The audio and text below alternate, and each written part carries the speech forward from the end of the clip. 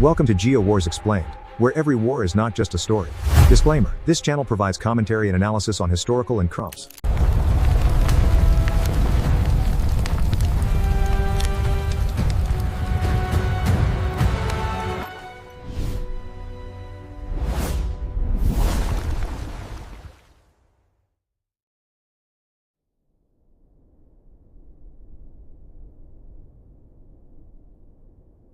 In the year 476, a Roman emperor was deposed. His name was Romulus Augustulus, and the man who removed him was a Germanic military commander named Odoacer. The event lasted no longer than an administrative transaction. There was no siege of Rome, there was no final battle, there was no burning of the capital. The Western Roman Empire, which had governed the Mediterranean world for 5 centuries, ended not with a catastrophic military defeat, but with a paperwork transfer that most people living through it probably did not notice as historic. How does the most administratively sophisticated empire the ancient world had produced simply stop functioning without a single moment of obvious terminal collapse? The answer is not invasion. The answer is not moral decay.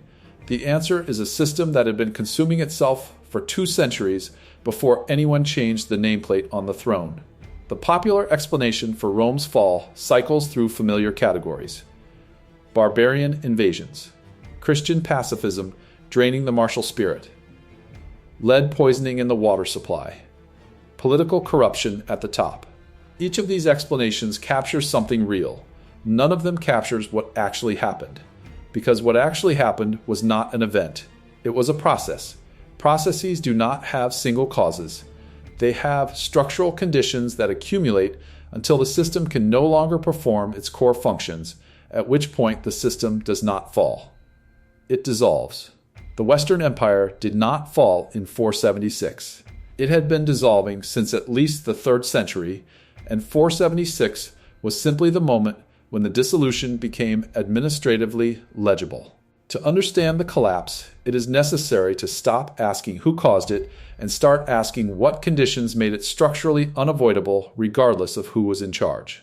The Roman Empire at its functional peak was not primarily a military organization. It was a fiscal administrative system that used tax revenue to pay a professional army, which in turn secured the borders that allowed the tax base to remain productive. This circular logic was the engine of Roman power. It worked as long as the components remained in balance. The moment any component degraded faster than the others could compensate, the entire circuit began to lose coherence.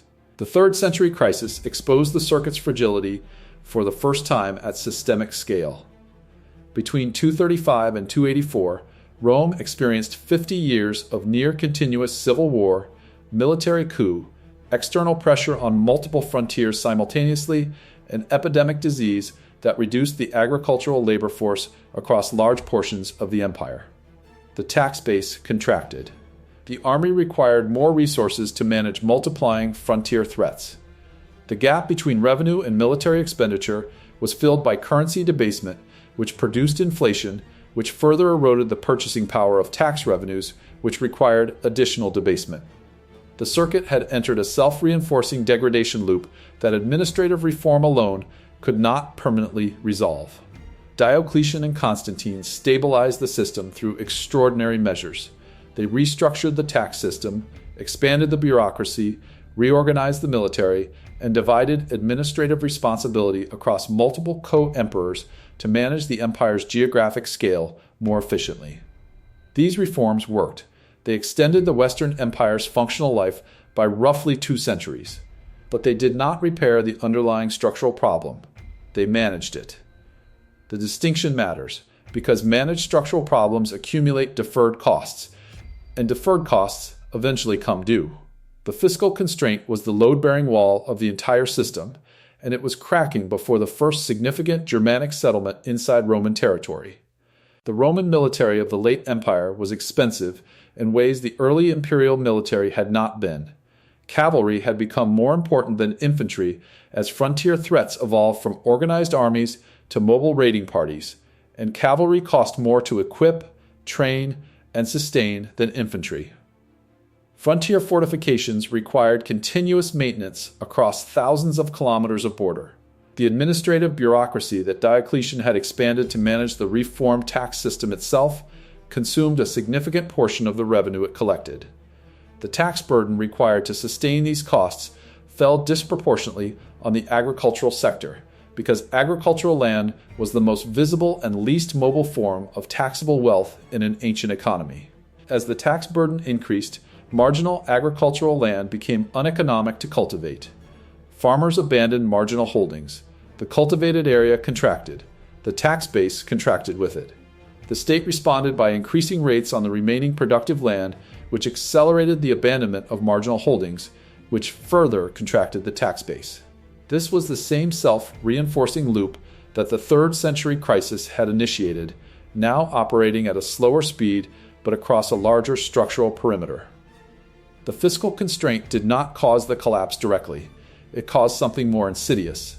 It caused the progressive withdrawal of the state's ability to maintain the infrastructure that kept the system coherent. Roads deteriorated. Aqueducts fell into disrepair. Port facilities were not maintained. The communication network that allowed the central administration to coordinate military responses across a continent-spanning empire became slower, less reliable, and more dependent on local initiative that the center could no longer monitor or support. The military transformation that followed from fiscal constraint is where the structural logic becomes most visible to conventional historical observation, because it produced the phenomenon most commonly identified as a cause of collapse, rather than a symptom of it. The late Roman army increasingly relied on Germanic federates, tribal groups settled inside Roman territory or recruited across the frontier, to fill the roles that the shrinking tax base could no longer fund through conventional recruitment and pay. This process is usually described as barbarization and treated as a failure of Roman cultural resilience. It was neither primarily cultural nor primarily a failure. It was a rational fiscal response to a resource deficit.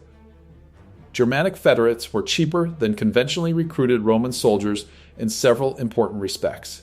They supplied their own equipment and initial training. They were paid partly in land grants rather than entirely in currency, which reduced the monetary pressure on a debased treasury. They were available in sufficient numbers to fill the gaps left by declining conventional recruitment.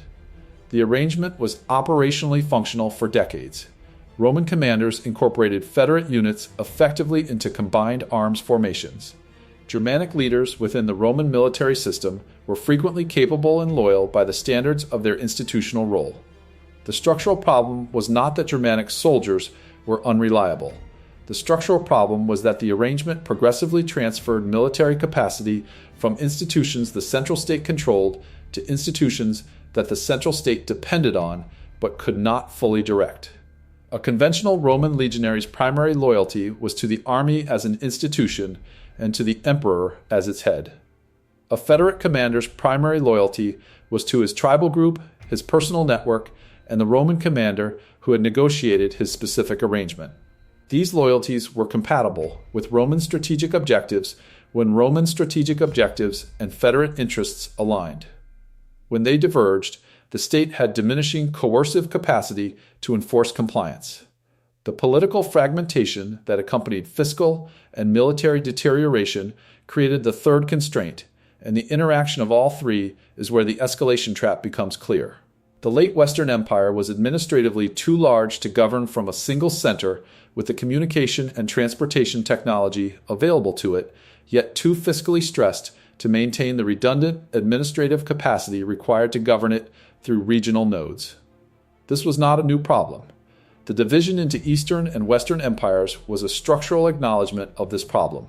The Eastern Empire, centered on Constantinople and commanding the wealthier, more urbanized, more commercially integrated provinces of the Aegean Basin, had the fiscal base to sustain its administrative and military functions through the period when the West was dissolving.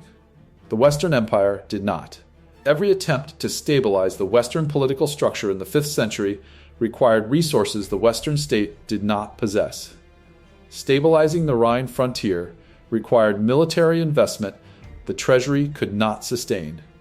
Recovering North Africa after the Vandal conquest of Carthage in 439 required naval capacity the West could not fund. Maintaining the administrative apparatus of Italy, Gaul, and Spain simultaneously required a tax base that was contracting faster than administrative reform could compensate. Each stabilization attempt that failed left the system weaker than it had been before the attempt, because failed military campaigns consumed resources without producing the territorial or fiscal recovery that would have justified the expenditure. The political result was a progressive concentration of real power in the hands of military commanders, both Roman and Germanic, who controlled the actual armed forces on which the nominal imperial administration depended. The emperor became progressively more ceremonial and progressively less capable of directing the military resources nominally under his authority. This was not corruption or weakness in any personal sense. It was the structural outcome of a fiscal system that could no longer pay soldiers directly and therefore could not command their primary loyalty institutionally. The lock-in moment did not occur in 476. It occurred in 455 when the Vandals sacked Rome and the Western Empire lost North Africa permanently. North Africa was not simply a province. It was the fiscal foundation of the Western Empire's remaining revenue base. The grain of North Africa fed Rome and the Italian army. The tax revenues of North Africa funded a disproportionate share of Western military expenditure.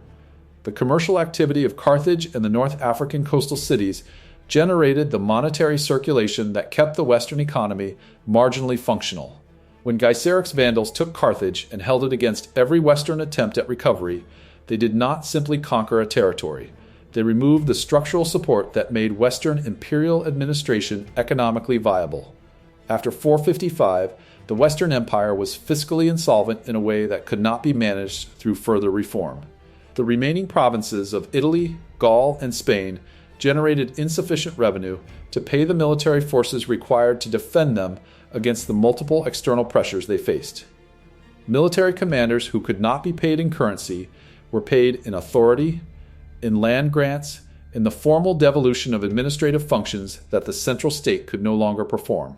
The emperor became a legitimizing institution rather than a governing one.